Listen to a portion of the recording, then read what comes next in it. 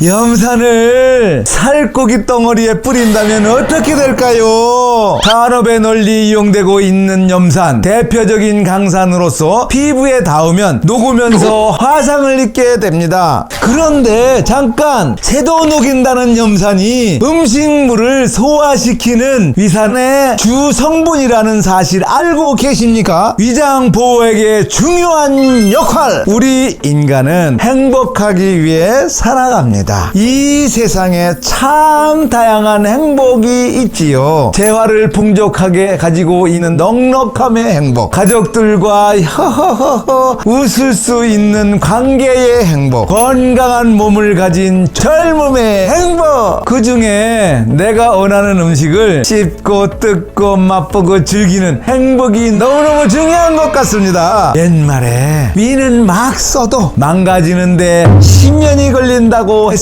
또 위가 좋아지려면 10년 걸린다는 말이 있었지요. 원하는 것을 먹고 싶을 만큼 먹을 땐 잘 모르다가 소화 능력이 점점 쇠약해지면서 위의 소중함을 알게 됩니다. 매운 음식을 먹으면 속이 쓰리게 됩니다. 음식을 먹고 나서도 너무 많이 먹었나 후회를 합니다. 그렇게 음식을 가려 먹어야 한다는 스트레스와 강박이 생기지요. 주변의 지인들이 아무리 맛있게 음식을 먹고 있어도 보기만 하고 먹지 못합니다. 먹고 나면 소화제를 같이 먹어줘야 하며 음식 때문에 여행 가는 것도 꺼리게 됩니다. 얼마나 수고가 많으셨습니까? 그렇게 생고기도 녹이고 잘못 먹은 약물도 녹여야 몸에서 이상이 없기에 위산은 우리 몸에 나쁜 영향을 주지 않도록 먹은 것을 녹여내는 강한 산성을 띱니다. 새도 녹인다는 강한 염산이 몸속에 있는데 어떻게 배가 녹지 않고 편안하게 일상생활을 할까요? 우와! 기특한 나의 위장이군요.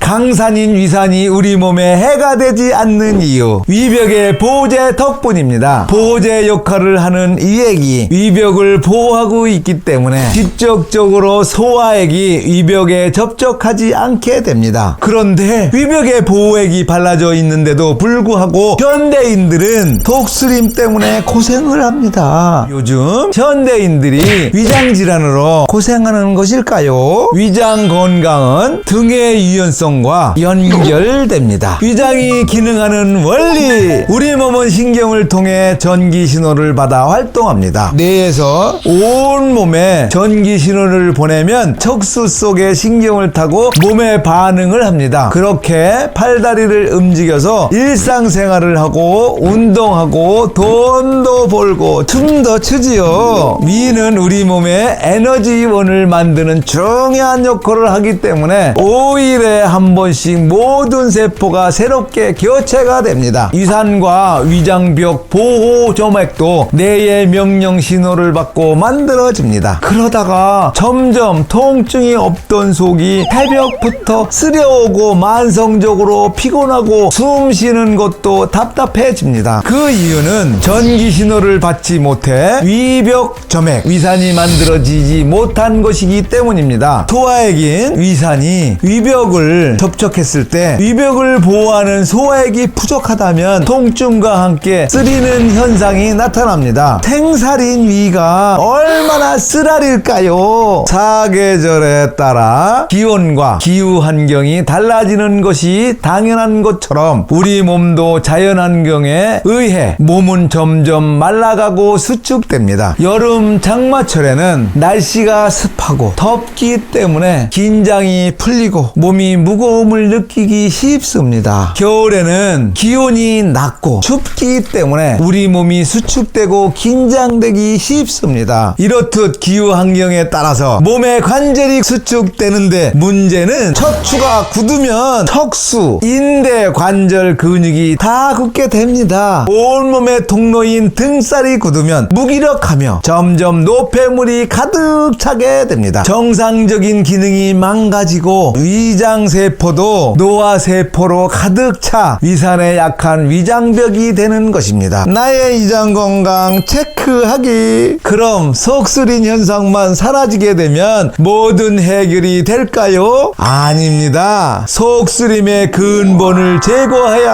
합니다. 속쓰림의 현상은 생각보다 몸에 많이 굳어있고 순환이 되지 않는 상태라고 보시면 됩니다. 대부분의 위장 속쓰림으로 고생하시는 분들은 다른 통증을 함께 호소합니다. 위장질환 증상에 대해 읊어드릴 테니 정도에 따라 건강 상태를 체크해 보시기 바랍니다. 등살 통증 호소. 아유, 등이 시리다는 겁니다. 저리다, 아리다, 쑤시다, 결린다. 등이 항상 답답하고 불편하다. 등이 냉기가 있고 숨이 답답하고 잘체하고 소화가 안 되고 살에 자주 걸립니다. 등을 봤을 때 피부가 검다, 말라서 척추뼈가 보인다, 등에 여드름이 난다, 체모가 올라온다, 등에만 땀이 난다, 등산을 가다 나무를 보면 옹이에다 등을 탁탁 두드려 댄다, 또는 긁는다. 나이 먹으면 피부가 건조해져서 오그라들면서 어딘가는 찢어져서 자꾸 긁게 된다.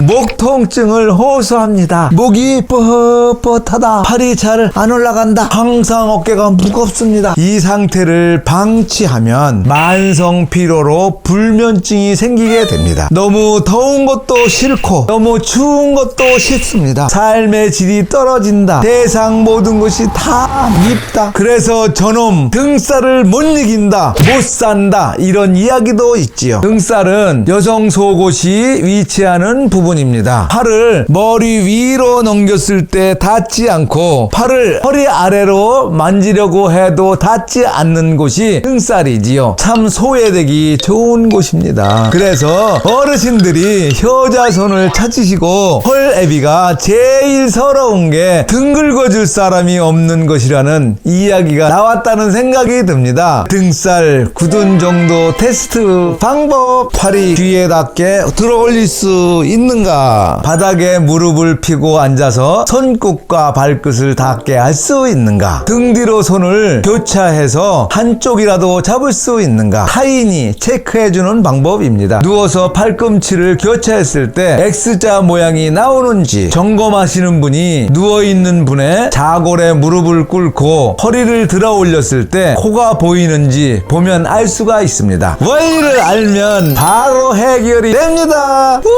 잠잘 때 말을 걸거나 툭툭 건드려도 알 수가 없는 이유, 뇌에서 전기 신호를 주고받는 기능을 쥐고 있기 때문이지요. 무기력한 세포, 이미 기절한 세포, 죽은 세포들을 30년 동안이나 어깨에 싣고 다녔던 여러분, 얼마나 무거우신가요? 얼른 풀어주세요. 피로 회복하세요. 쪼그라들고 응축된 등의 조직 줄어들었으니 다시 풀어주면 됩니다. 우리 몸의 유일한 치료제는 혈액입니다. 응축된 곳을 풀어놓으면 여유가 생긴 곳에 혈액이 가서 새로운 세포를 채웁니다. 그렇게 점점 폐살이 돋으면서 무화된 몸이 다시 태어나는 것이지요. 골반을 풀어야 그 여유가 허리에 가고, 허리의 여유가 등에 가고, 등의 여유가 목에 가고, 목의 여유가 어깨에 가고, 그것이 발가락까지, 손가락까지 전부 여유가 되게 됩니다. 여유가 생기면 위에 전기 신호가 잘 전달되어 위에도 왕성한 활동이 되는 것입니다. 피로 회복하는 시간이 필요하기 때문에 장기적인 안목을 가지고 자연치유학 마드프리 관리를 충분히 진행해 주세요. 가정에서 하실 수 있도록 닥터김 능인테라피 유튜브 채널에 다양한 관리법을 공유해 드리고 있습니다. 도움이 되신다면 구독, 좋아요, 댓글, 알람 설정 부탁드리고, 댓글로 궁금하신 자연치유학 건강상식들을 많이 여쭈어봐 주세요. 참고하여 영상을 제작하겠습니다. 위장의 기능을 찾아주셔서 건강한 몸으로 활기차게 살아가시기를 바랍니다. 사랑합니다. 또 만나요.